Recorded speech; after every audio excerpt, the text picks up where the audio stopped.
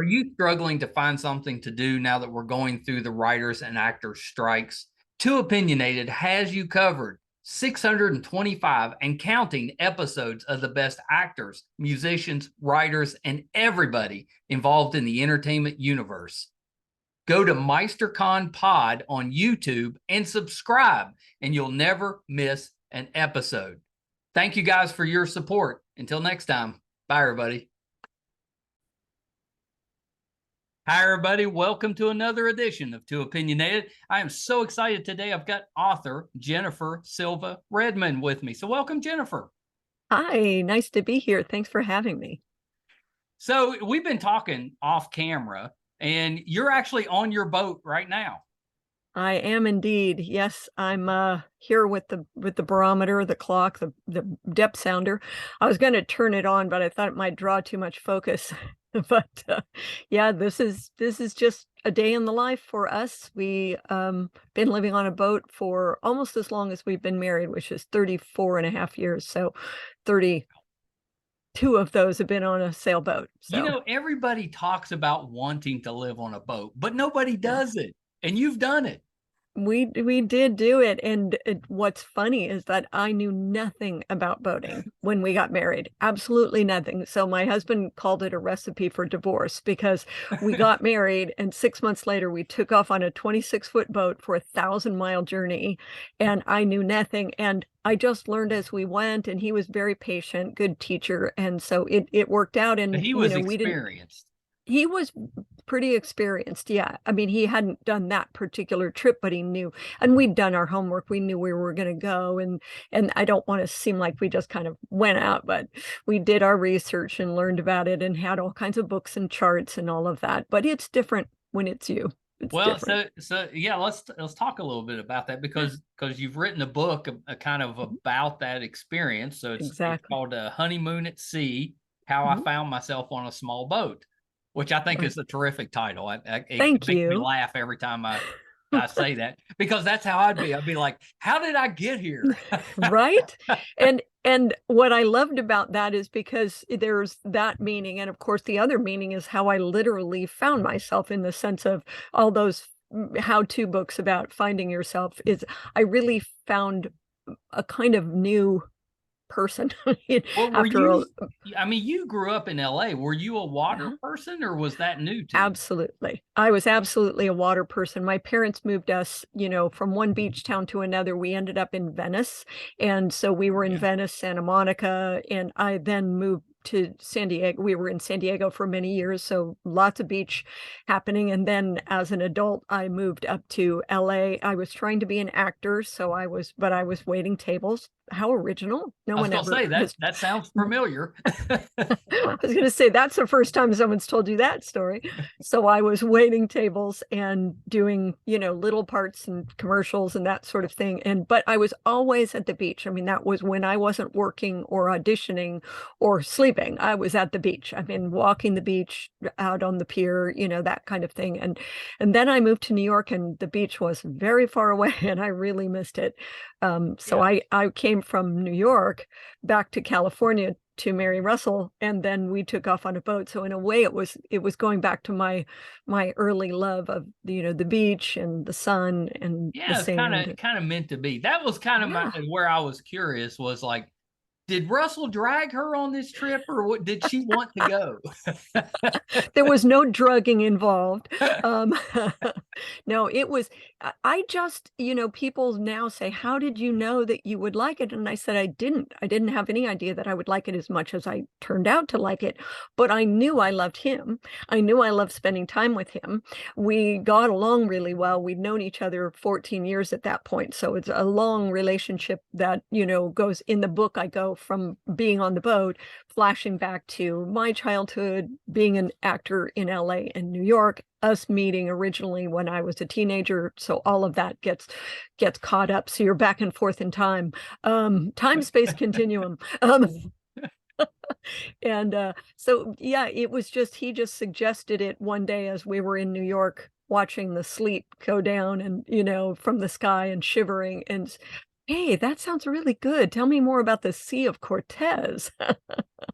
in Yeah, Baja. well, I mean, he didn't have a boat, right? You had to go purchase a boat. No, luckily, this was the really smart thing is that since then we have bought a boat together and fixed it Yeah. up together. But in that particular instance, I was really lucky. He had spent almost 10 years fixing the boat up, like Okay. 8 years. He bought the boat in 82 and then he'd fixed it up for like 8 years. And so I moved onto the boat and it was ready to go. And I didn't have to do all the boat yard and all the, all of that stuff that isn't quite so fun. And but we took sailing classes, which he didn't need to take, but he took with me, and we learned about celestial navigation, using a sextant, all of this kind of stuff that I would never have done otherwise. And then once we got out there, I found out how much I liked it, and that was lucky for both of us. Yeah. Yeah. That did you have a plan that if it was just miserable that you would turn around and come back, or was always the plan like we're in it no matter what? Well, funny enough, when we left San Diego, we had the plan to go to Baja and spend a couple of months. And we thought of that as a very extended honeymoon, which for a lot of people, 2 months would be a very extended honeymoon. We went down to Baja. We loved it so much. And of course, we found that we really enjoyed being together on the boat and that I enjoyed sailing, which he already knew he enjoyed. Yeah. And that Baja is just so incredibly beautiful. It's like sailing in the Grand Canyon. It's just so stunning in the colors and the landscapes and the water, the clarity. It's, like the Bahamas that most people are familiar with, that kind of water clarity. It's just gorgeous. So all of that worked together, and we just kept going, can we stretch this budget another month and another month and another month? And we ended up staying almost a year. And we ended up, the book ends with us going through the Panama Canal and heading for Florida, where we thought we were going to go to New York, but we ended up going back to San Diego and then back to Baja, which is a whole nother story. But yeah, we you started, really fell in love with we it. did. We did. Yeah. And as you say, we started out with one plan and ended up with the plan just went on. Well, I The love that honeymoon because continued. it means it was working. It was great. It was great. And along the way, I went from being, someone who only saw myself as an actor. That's what I'd been doing since I was a teenager, actually, since I was 12, in addition to school, I'd been doing theater. And then I realized that I still wanted to be creative and I still wanted to express, myself and in a creative way. And I started writing. I was writing every day in my journal. And then the journal writing started turning into little essays and little stories and poems and all of that sort of thing. And so those that I began writing on that trip, developed, and years later I would turn into articles and stories, and then those eventually became a larger arc, if you will, that Yeah. became the story of this memoir. So that Was which that takes in your mind when you first started journaling that you might no, write a book about the experience at some point? No. no, no, it's I have a stack of about, I don't know, 10 or 12 of these, spiral bound Yeah. notebooks that I filled. And at the time, I thought one day I would look back and read them. That was pretty much the number one thing I thought, or that we would be able to look back and remember things, kind of like a written scrapbook, that I would Right. look back and like you do with a scrapbook of photos, it's, oh, remember when we were there? And it's been so helpful to me because in this process of writing the book, even though I'm an editor, apparently I'm incapable of editing my own work very well.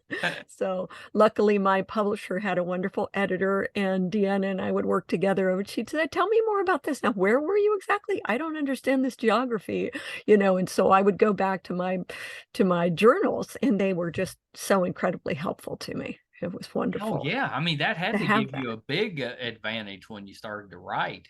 Big time, yeah. And as I said, I'd written this article or this essay or this Mhm. little piece, and then stringing them together and trying to make them come chronologically enough that people didn't get lost in the story of our voyage, but then enough that they could jump back, like in a film, a little flashback to, hey, here I am as a 9-year-old going to England with my mom, who's this hippie that, mom that takes her kids traveling with her to Europe for a summer, and so how that lays the groundwork for who I became, if you will, and kind of set me up for that situation of being there, as you say, with one plan that became another plan. I love that because I'm a pawpaw now, or a granddad, and we're trying to do that with the grandkids, because I think the more you expose children to, Yes. the more likely they are to be adventurous and Yes. curious as they get Yes. older. So it Hmm. encourages them to kind of branch out and get out of their comfort zone a little bit. At least that's what I believe. I We believe try to do you're. that with our kids, but really Yeah. with the grandkids, it was like when we had our kids at that time, it was we're struggling, we're in it, Hmm. you're Hmm. not established yet, so you spend so much time just trying to survive, you don't necessarily appreciate the entirety of what you're going through at the time. But as a grandparent, it's all positive now. Yes. There's not the negatives, everything's good. So now we can just concentrate on really trying to give those experiences to the kids. And I think that's and terrific that she took you to Europe. that will be such a blessing to them, believe me. They will look back on it and be like, "This is part of what made me who I am." They'll remember all of that. Because as a kid, I honestly fought going traveling.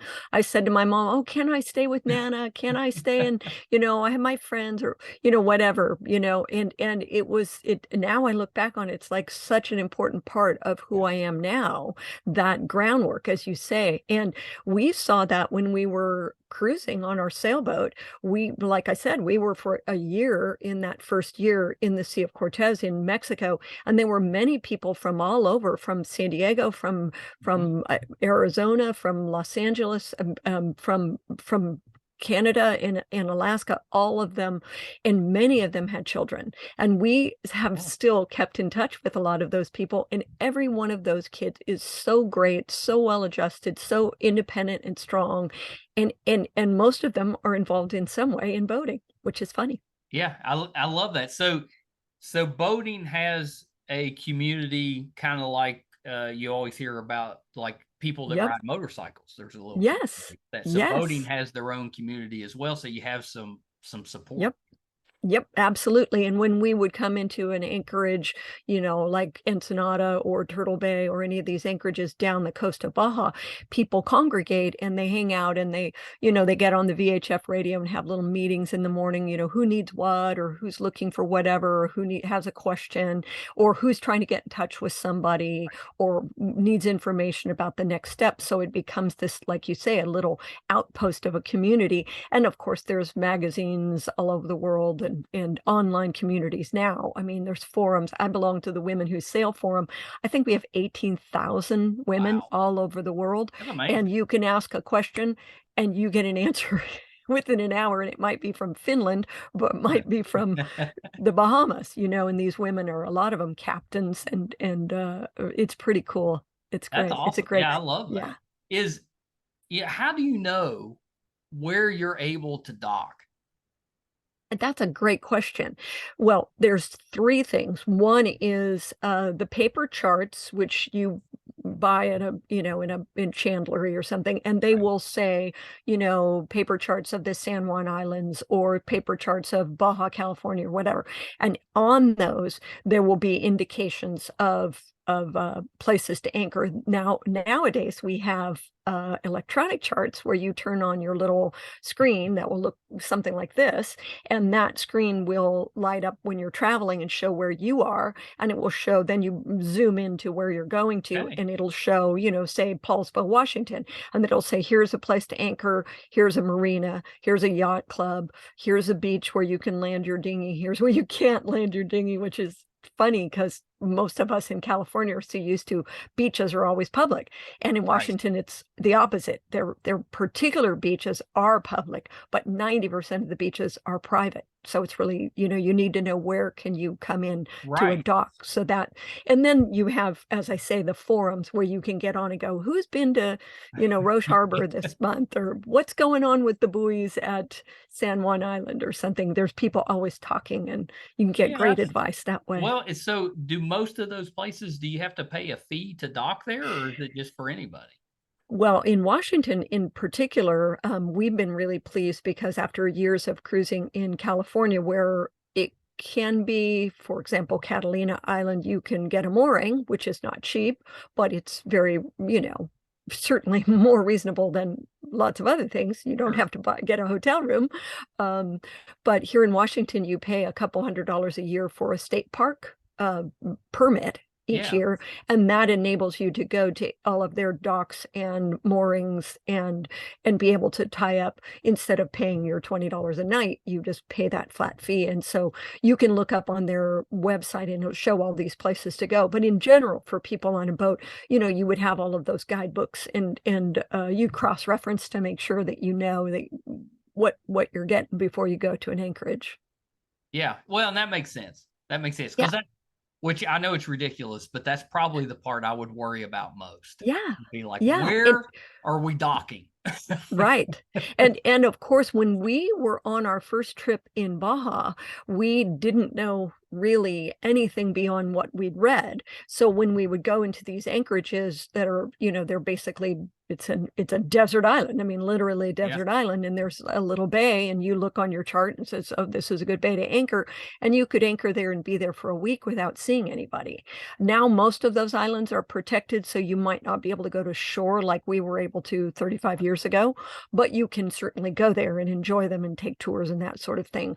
But yeah, the rules change as time goes by, but also I've heard places like Croatia and Greece are still wide open for people, to anchor pretty much anywhere. So it just depends on the country you're in as well. Yeah. Yeah. Yeah. Well, that makes sense. Yeah. So, in theory, spending your honeymoon and more on a boat sounds very romantic. Was it Right. very romantic? Clearly more of it was romantic than not as we kept going. Like you said, something was working, and it absolutely was. But we definitely, we were a couple of human beings. So like every human being, we had disagreements, we had arguments, we would go to opposite ends of the boat in pout, but we would always come back because one, where else were you going to Yeah, go? yeah. Where Um, you can't get away from each other. Right, right. But also there was each day had its own challenges to overcome. In those days we didn't have a water maker like we have now. We didn't have a diesel engine like we have now. So it was a jug of gas for the outboard that you'd go to shore and go find your, gas station, fill the jug with gas. You'd go to the shore, find the water spigot, fill the water, and take that back in the dinghy and lift it up onto the boat. And so every day had its own challenges in that sense. And when you're doing stuff like that, you know what it's like when you're traveling. You can have a little tiff over which highway to go down to get to the campground, but once you get to the campground, you gotta get together and do the stuff together, and then everything, pretty soon you're toasting marshmallows and everything's good. So it's boating's a lot like camping. Yes. um Well, yeah, that makes sense because you're in a yeah. small space and Mhm. it's a lot of work. Yeah, yeah, but the one good thing is you never have to put up a tent, because let's face it, the hardest part of camping is You're that damn right. tent. That's part of the reason I don't like to camp. It's such a pain. Exactly. Exactly. That's why people go for the RV thing. You just pull up and you're there. And boating is a lot like RVing. The one thing is, as you alluded to, there are times when in an RV you just pull over and park. And you can't do that on a boat. You Right. have to get where you're going. You can't drop an anchor in 500 feet of water. So you have to No. go to where you're safe and protect it from the wind, and then you get to anchor. So there were times that I was like, can we push the button? I'm ready to stop. I'm ready to stop and be like, no, it's you have to keep going. You have to get it out. And but everything that you work at together that is a little bit hard Right. makes it that much better when you get somewhere that's wonderful and you wake up and you look around and go, "Oh my God, we're here," and it's just us and it's just beautiful. And there were a lot of those days. Yeah, that sounds amazing. So when you reach a destination or like a milestone on the journey, do you celebrate those Oh, milestones? absolutely. I think one of the early chapters in the book is me having my first overnight, and I was I was out, on my solo. I mean, of course, Russell's on the boat, but I'm on a solo watch overnight, and I was looking up at the stars and thinking about everything from, you know, my childhood watching, the men land on the moon, not watching them, but, listening to them and thinking about astronauts in space capsules to people, sailing around the world in, the 1700s where they didn't have all these things that we have now. And that kind of helped me through the night. And then the next day, we got to the place we were going to after a number of watches. And of course, we broke out the bottle of champagne, and Russell said, "To your first night passage." And it was like each time we got somewhere that was a milestone, we celebrated for sure. Cabo San Right. Lucas was 1,000 miles. That was a really big milestone Yeah. and Yeah, that's a exciting. big trip. It is. It is. But it's day after day. We also He was smart enough to have us anchor every night, for the first, like, week so that I did it in little increments instead of like, "Here we go out to Right. the ocean Right. for Yeah, the that next is 7 days." smart. Yeah, it Get was. you It used to ended it. up being smart. People are oftentimes in a hurry, even on a boat. People get on a boat and they're like, "We said we were gonna be in Cabo by the second," you know? They're rushing, rushing, rushing, and, if you're really that into speed, get a plane, get into aviation, because boating is not how you get places fast. Right. Yeah, yeah. Not meant Yes. to be. Yeah, you better enjoy the journey. Exactly. It is definitely getting there is way more than half the fun. It's all of the fun. You have to be we joke about the zen of sailing. People say, "What do you do?" You move along at 3 miles an hour for hours and hours, but the minutes go by and they become hours, and pretty soon the day has gone by and you're just looking and being part of it, and at the end of the day, you're tired as if Yeah. you'd really done something. Yeah, I'm sure you are. Yeah, Yeah, boating for any length of time is not easy. yeah, You're it just is. going out for an afternoon. Mhm. Yeah, yeah, Yeah. and of course, on longer trips, sometimes we would set the sails in the morning and hardly ever have to change them the rest of the day, and other days that would be changing the sails seemed like every 20 minutes because the wind would shift or this and that, so part of that was my education and learning how to understand, the wind and how it works and how the sails work and, Right. how do you get there, not racing, but just trying to be Right. efficient in your progress. Make some progress.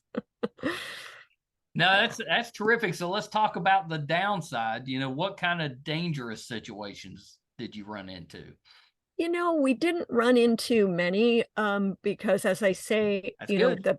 we made plans. I will say that the trip down Baja was wearing. It was just hard because even though Yeah. we stopped each night at a certain point, once we left Cabo and we're heading up into the Sea of Cortez, I don't know how many people can picture this, but Baja's this long peninsula, and inside the peninsula, between the peninsula and the mainland, is this long, narrow sea or gulf. And that's what we were heading up into. Well, the wind always comes from the north, pretty much, in that part of the world. So you're going into the wind, and that's creating waves. So the boat is going bash, bash, bash, Right. Right. for days and days on end. And that gets very taxing. And of course, if your boat hasn't been, kind of strengthened and you haven't got everything, nailed down and screwed down, I should say, everything bolted in its place, you can have things come loose or, I mean, you could get into all kinds of trouble. But mostly it's just the wear on the boat and all of its I guess you don't elements, think about that. Yeah, but the You elements don't. at some point are going to wear on the boat. Yep. Yep. So we would be like going out in a dune buggy and going up a dune over and over and over and over again. Eventually something breaks or comes loose, or or you flip over. So it's the same thing with a boat. You're going uphill, basically, bang, bang, Right. bang. And so I got seasick on that leg of the trip, and that was no fun at all. And that did have me worried quite a bit, because I thought, what if I'm seasick every single Right. day, for the rest of this trip? But I wasn't. I got used to it. Once you're out for a while, you get used to it. Also, living on a boat, as I do now, I never get seasick because I'm constantly, that motion is constant part Right. of my life. We You're just just had some, adapted. Is it harder to yeah, walk on land? it isn't. That's what's really funny. When I first started boating, we would go out for the day and I would come back and I'd go into the showers like at the marina, and I'd close my eyes and be doing my hair and I'd be dizzy. And that doesn't happen to me at all anymore. But just the other day, we were at the dock and our family was up here visiting, and they came in, and my brother was sitting up with me in the cockpit, and he said, you know what? This boat is moving and I'm beginning to feel a little queasy. And we were like, this boat's not moving at all, but it's all a matter of perspective. Right. Whereas if somebody was to go sailing all day that isn't used to it, they would then be land sick, as the saying goes. You get off at land, and especially if you close your eyes, you get that vertigo feeling. So Oh, it's yeah. all just a matter of what you're used to. Well, there's nothing worse than just an upset stomach or a dizzy feeling. Nothing worse than vertigo, because not just the nausea, but it's debilitating. And as I say in the book, I looked up about the Navy has spent tens of millions of dollars on that, because like half the sailors get sick, Yeah. at least to some extent. So how do you deal with that? And how they've been looking for the magic pill for all of these years, and it has not been discovered. But there are some things that will help a lot. Some people use the wrist.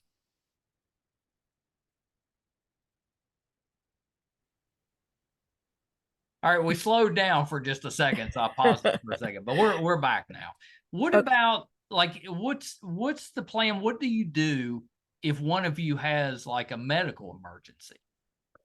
We have had everything from, in the book, I tell the story of getting hit in the face with a tennis racket, broke my tooth, and Oh, I ended up going to the dentist. Well, of course, we both went to the dentist in Mexico, which was no problem at all.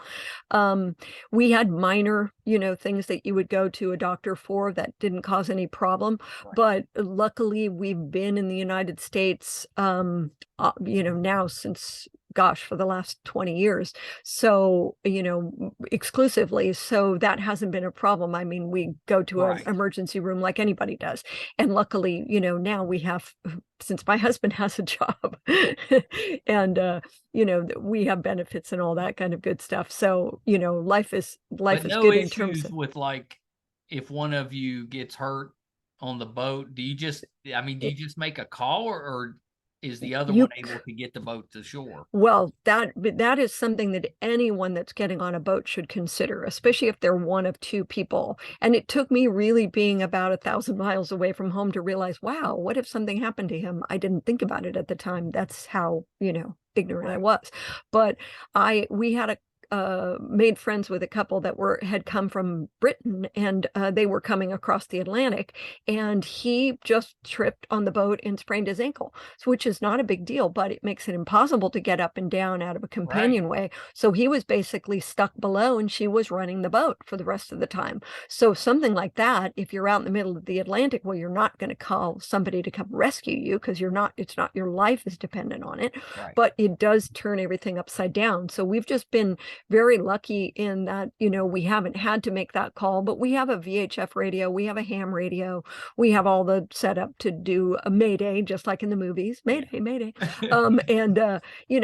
And we definitely know people that were rescued. As a matter of fact, one, when we were heading to the Panama Canal, and the book ends with us going through the Panama Canal, but we were heading for the Panama Canal, and a boat that we were traveling with ended up going down, and they were rescued by Oh, a wow. freighter that got patched through from a radio to another radio to another radio, and they ended up getting picked up. Their boat sank out from underneath them, and it was down, and Scary. they got picked up. I know, it was really very scary. Even just listening to it was scary, but knock on wood, we've been lucky. Well, any encounters with sea life? Yeah, we saw a lot of dolphins, which was wonderful, and we saw a lot of sea lions and elephant seals, which are all over in Baja, which are just so amazing. And whales, we saw whales. Russell was picking up the stern anchor. Sometimes when you're anchored in a very narrow spot, like a little slot between the rocks, you put one anchor in the front, which most people have seen, but you also take one out in the back, so it holds your boat in the middle of this slot. And so Russell went out to pick up the stern anchor, and mama whale was circling around because baby whale was out there. So she saw him out there in this dinghy and wanted to make sure he wasn't getting close to baby whale.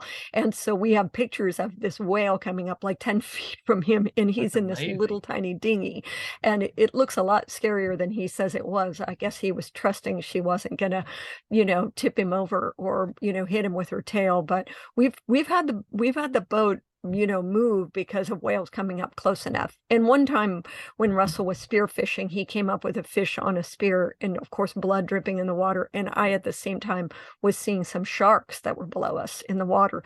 So I was calling out to him, a shark, a shark, but trying not to like make a bunch of movement, because of course I didn't want the sharks to look up at me like, what's that? Yeah, what is that noise? But this blood is dripping in the water, and I'm just like swimming along going, oh, come on, go.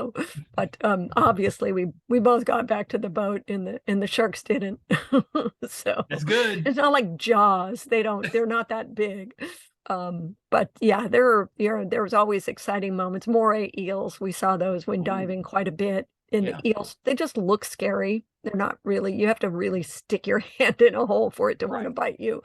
But yeah, we saw them all the time. We did a lot of snorkeling, and it's so gorgeous down there. The water's so clear, and the sea life is so abundant. It's just that's amazing. I was telling you, I was in LA last week, and a friend of ours has got a house at Oxnard Beach. Oh, so it's on the beach. Beautiful. And I should have known this, but I didn't realize that they had so many sea lions around right there.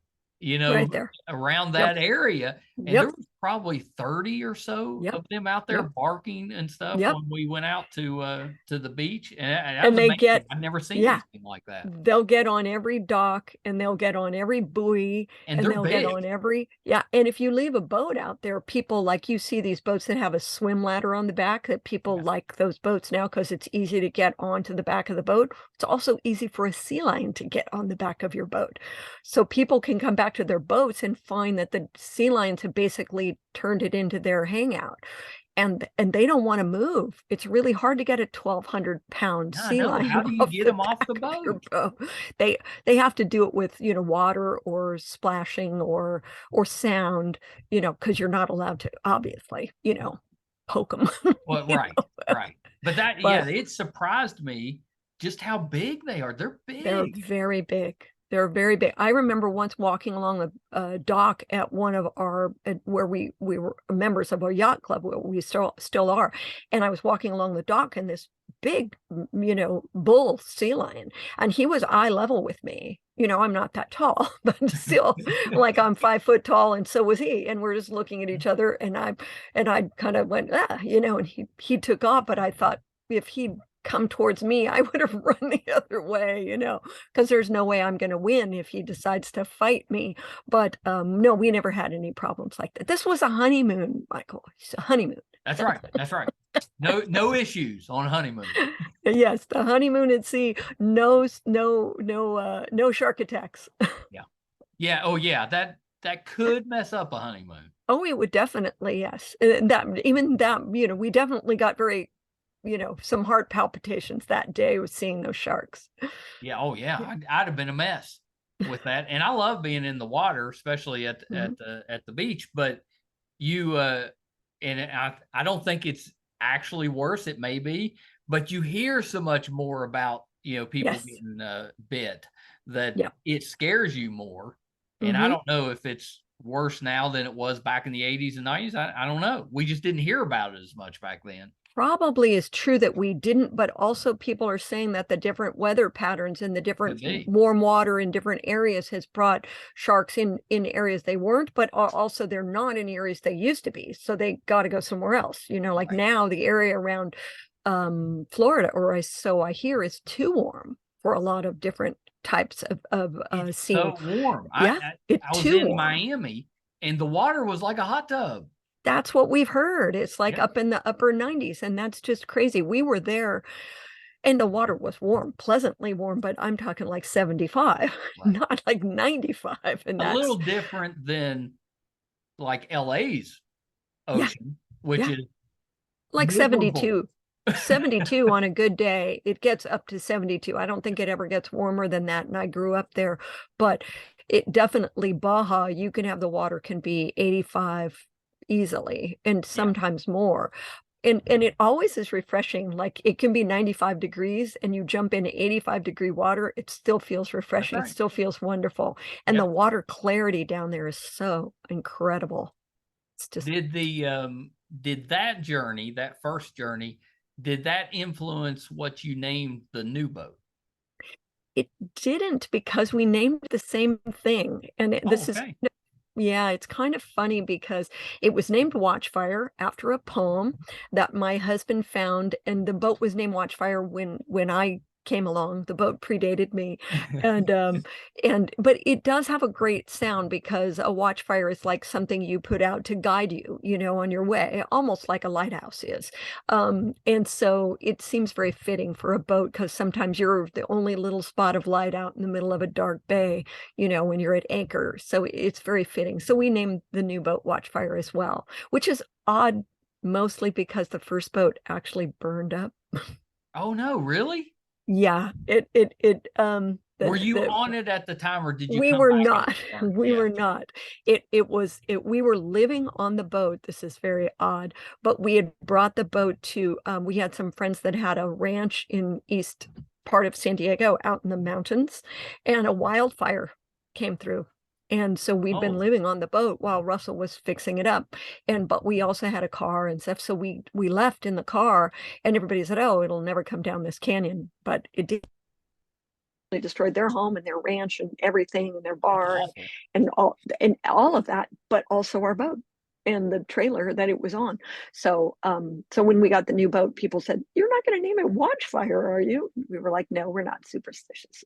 It had nothing to do with the words Watchfire. So you So didn't it's name it just, like Watchfire 2? we did name it Watchfire 2, but we never call it Watchfire Yeah, 2. no, We of just course call it not. Watchfire. Just Yeah, Watchfire. You exactly. name it But Watchfire Junior, I guess. there you go. Again, Watchfire again. Watchfire. Watchfire Redux. Beyond the planet of Watchfire. How do you like if you're, let's say you're on the boat and you're in the midst of an argument? How do you navigate around that when there's things that you have to do together? You know, When you're actively fighting, I know it doesn't last very long, but in the moment, how do you manage that communication? well, it'll depend on whether we're in a marina or somewhere where people will hear us. Like anybody, you try not to scream when other people are listening. We're out at sea and we're having a difference of opinion while we're sailing. I mean, we'll yell it out, and then we'll say, "Okay, you know, you're right, I was wrong," or "I'm sorry, I lost my temper," or whatever, and you go on, Right. because obviously otherwise it just escalates. And we don't, we try not to ever go to bed mad, Yeah, carry it over to the next day or anything like that. That's just kind of marriage 101, as you know. that's right. Oh So, yeah. Yeah. but That's always our rule is don't go to yeah, bed mad. Fix yeah. it so that when you wake up in the morning, everything's good. Yeah, exactly. And of course, like I say, the metaphor of camping is similar. Like when you're out there and it's just you and your spouse, and things, are going sideways, you need to come together more than you need to tear each other apart. You need to, I mean, we've seen so many times in the last few months and years of people in natural disasters, and that's when people come together. And you don't want to be sitting there going, "Okay, the mudslide's coming down the hill, but you said," That's right. "I You don't want to told be in the you, middle of an argument. I told you we never should have," dot dot dot. I'm sure there's people that do that though, that just can't let stuff go. Probably gets them in Yeah. trouble. And one of the things that we talked about really early on is that we knew people that we liked, but we would hang out with, but they would bicker. Yeah. I mean, there was an old phrase called the Bickersons, and we would say, like, we do not want to be the Bickersons, because what happens is you get in the habit of Right. tearing each other down. That's just not a good, It's it's not not a good healthy. look, but it's not a good reality, because little by little you will get more and more used to that. But we like to be each other's cheerleader and each other's best fans, and so we are. He's a I pretty love wonderful that. guy. Yeah, Yeah, that's terrific. I'm Yeah. lucky. I still think I'm pretty lucky. Well, I hope you spent all this time with him in close quarters. I Yeah, hope you get yeah, along okay. yeah, exactly. The honeymoon continues. What can I say? Yeah, you mentioned that before, which I love. So you're like 35 years in, still going Yep. strong. Yep, it'll be 35 years, but we were, like I say, we were together, so it's 35 years now, but it'd be 35 years married in May. So, I love that. Yeah, I think yeah. I think that's so great. Have you at any time missed acting?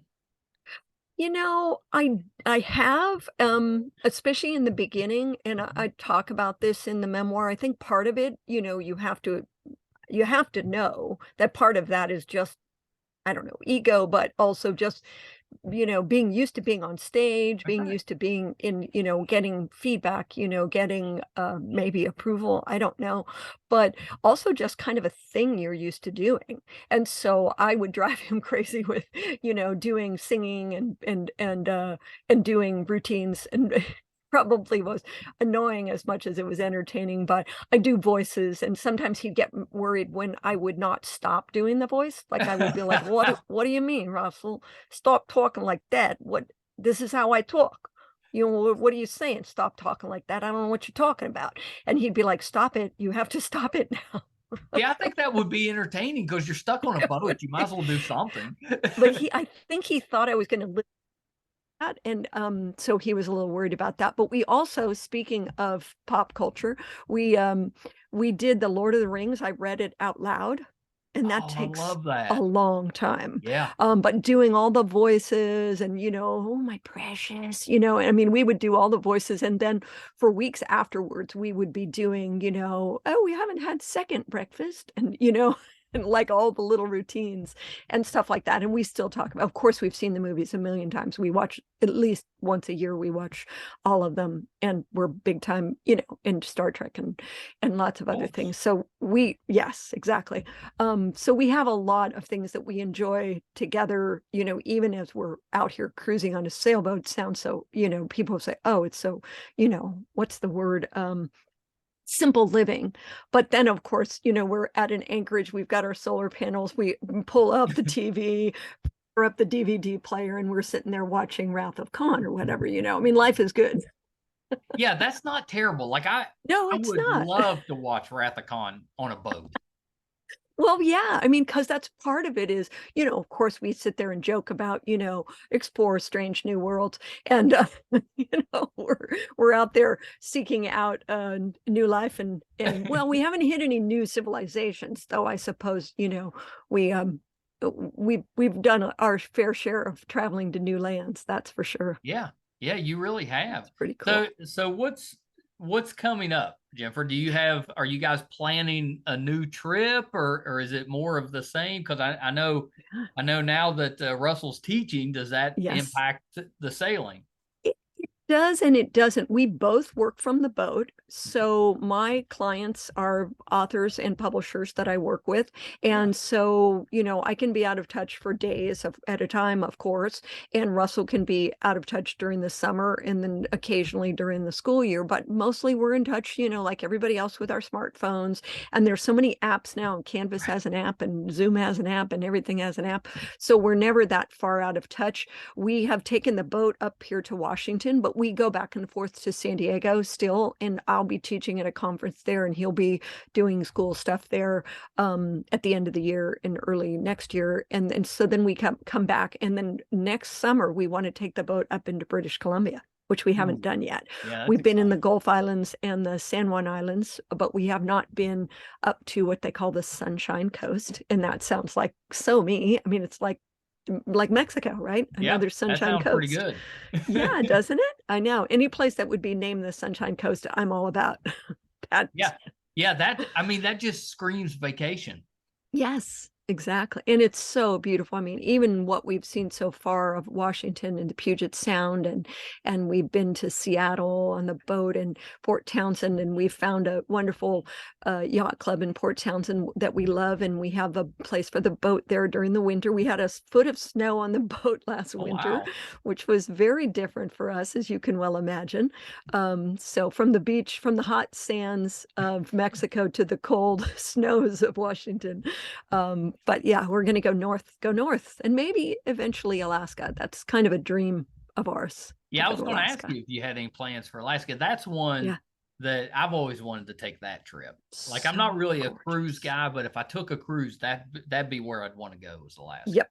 And they have these wonderful ones like Lindblad and the other ones where they have all these naturalists on board, and you don't have like 10,000 people on the boat. You have like a couple hundred, and they go to different little places where you go in, and Yeah. the naturalists come and teach you about all the I would love to do that. Oh, I that mean, does sound even though fun. I live on a boat, I would still learn a lot from doing that.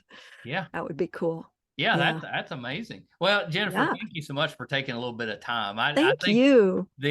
your lifestyle and the adventures that you've been on, I'm so in awe of that because it's just the concept is kind of frightening to think about. You know, just spending all your time on a boat, but you make it look fun. Well, I think too, when people say, how do you get along in such a small space? And I think, it has to do with you have to be lucky enough to find a person that you love and love Right. spending time with. But also, as I always say, how many times are you sitting in a seat on a chair in your house and you say, gee, I'm going to go sit in a different chair now because I have all these chairs. You Right. know what I mean? You're pretty much go to the place you like, you sit in your chair like Sheldon, right? Your spot. You're right. Yeah, It's your you spot. you ignore most of the You furniture because do you that's your until spot. until people come over to your house. That's when, Yeah.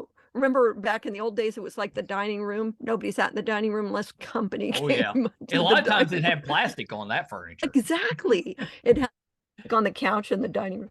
But yeah, so most of the time you're in one room Yeah. or you're in a place that you're like spot. And so, we have our spots and we're pretty cheery and we like hanging out together and we still make each other laugh a lot. So I love that. that's pretty cool. And hopefully as we're going now, we're going to be doing all these talks together about our trip to when Mhm. the book is out September 19th, which I have to say it's out September 19th.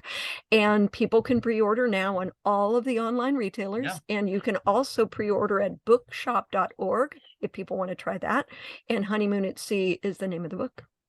I know. I love it. What was there ever a doubt on the name, or did you know it was going to be named that right from the beginning?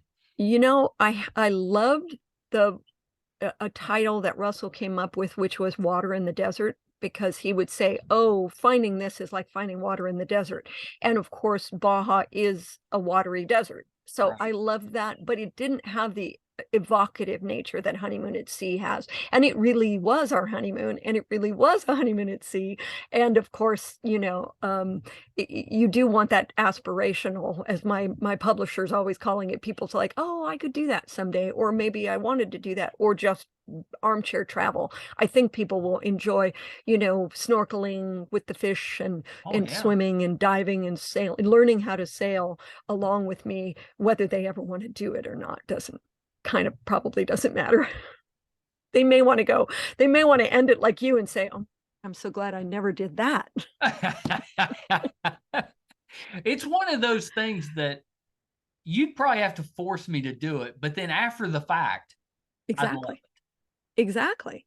And I think that, one of the things I think is that I'd been living in New York City. Well, no apartment in New York City is very big. it. So Right. I had weeded all of my stuff down to where I had just like a couple boxes that had all my stuff in it.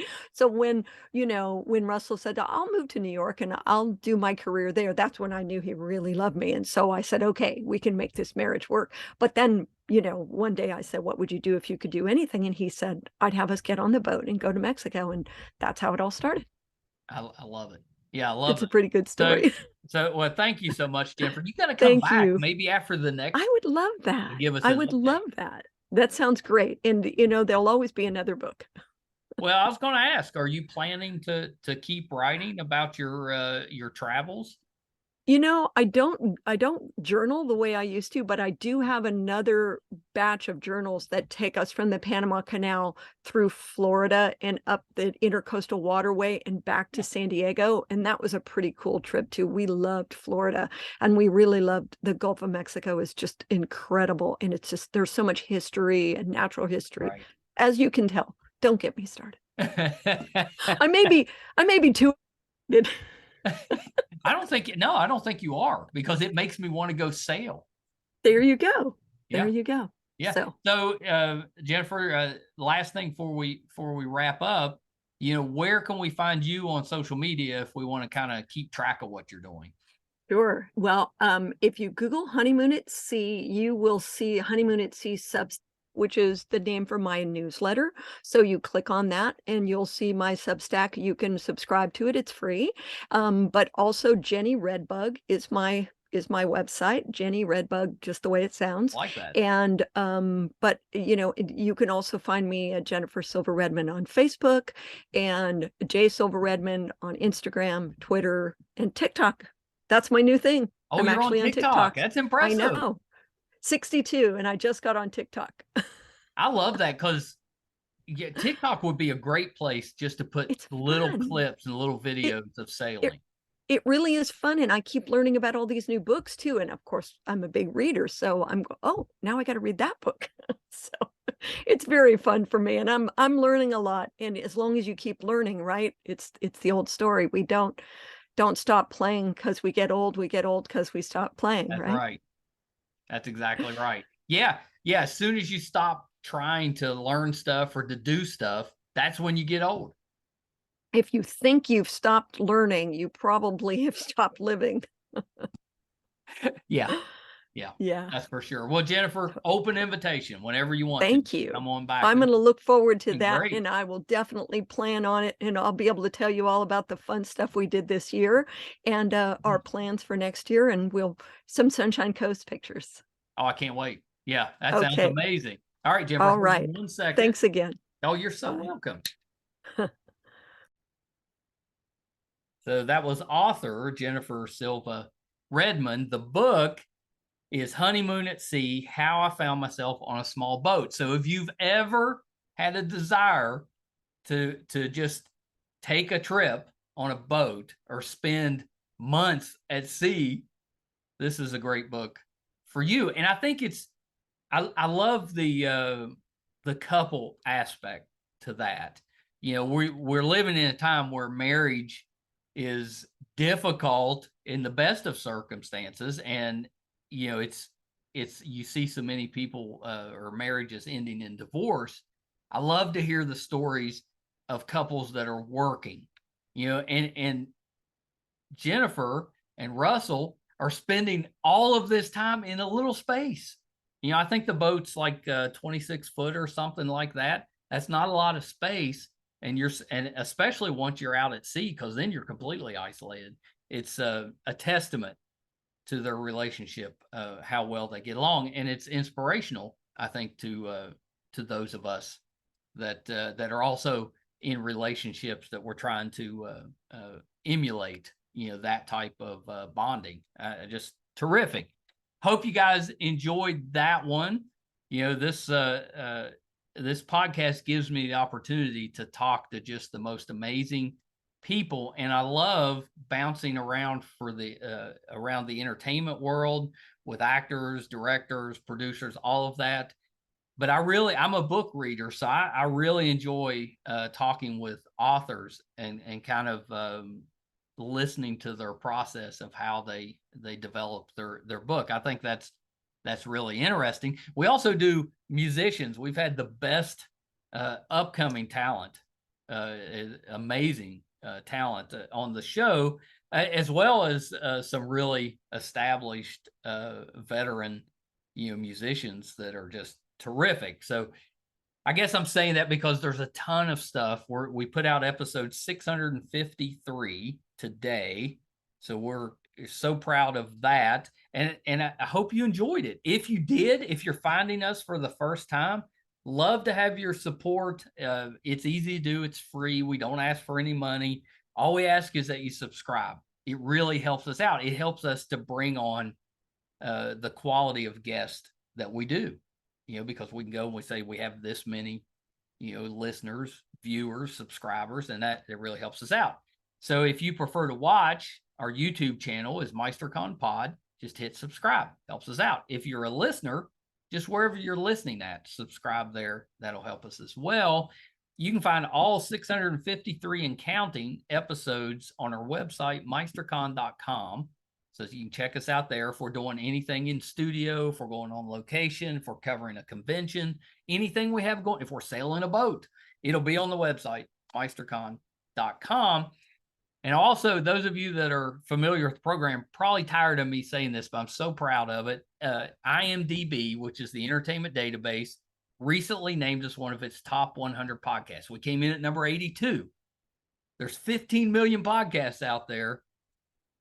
Of those 15 million, about 40,000 make it to IMDb. Of those 40,000, we were number 82. So proud of that. We're just a father and son team, small town West Virginia. Really big accomplishment for us. Love to have you go to imdb.com, and look up Two Opinionated Podcast. That's all you have to do. You don't have to subscribe to anything there. Just look up the Two Opinionated Podcast. Take a look at our page. That traffic on the page helps us a ton. Thank you guys so, so much. Till next time. Bye, everybody. Hi, everybody. I'm once again here to ask for your support. It's been a big year for the Two Opinionated Podcast. Back in February, we got to live out a dream, moderate for William Shatner here in our hometown. In May, we passed 100,000 downloads on our YouTube channel, and we followed that up in June with 50,000 downloads on the audio side. We recently posted our 600th episode, which is pretty good volume for just a father and son operation. Not too many podcasts can keep that volume up. We've been doing this now for 4.5 years, 600 plus episodes.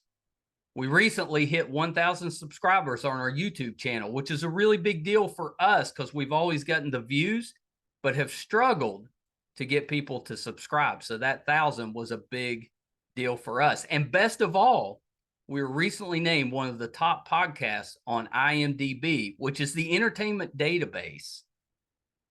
Those that are ahead of us, we came in at number 82. Those that are ahead of us are bigger companies like Disney, mostly Marvel, and Joe Rogan, that type of podcast. So for us, being just a small West Virginia father and son podcast, to be in the top 100 out of 15 million, it's a pretty big deal for us. So thank you for everything you've done for us so far. Got a couple little ways, though, that you can help us, and they're free, and they're really easy. If you haven't checked out our YouTube channel yet, please go to YouTube. It's under MeisterCon Pod. Just hit subscribe. It's free. Doesn't cost you anything. Really helps us a ton. And maybe even more important, if you could go to imdb.com, look up the Two Opinionated Podcast, and just look around the page. Just having that traffic on the page really helps us out. So that's a couple easy ways that you can support us, even if you're not listening or watching all of the time. And we want you to listen and watch, because I think that our guest list, I would put up against anybody, any other show, podcast, anybody out there. I think our guest list holds up. So please check us out. You probably will find somebody that you like, or maybe somebody that you didn't know you liked, but kind of discovered them on there. There's tons of that. If you're into music, we have that too. If you like books, we've got authors on there. If you're more into what goes on behind the scenes in the entertainment world, we've got producers, directors, video artists, anything you can think of that happens behind the scenes, we've had them on the show. So definitely check us out. Thank you guys so, so much. Until next time. Bye, everybody.